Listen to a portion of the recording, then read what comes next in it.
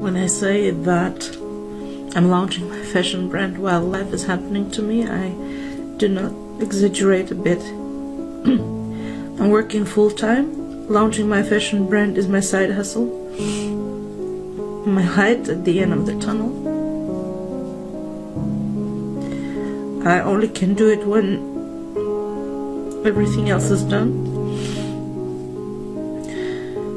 And this everything else is a amount of work.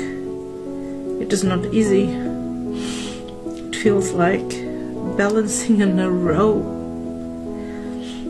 above a deadly abyss,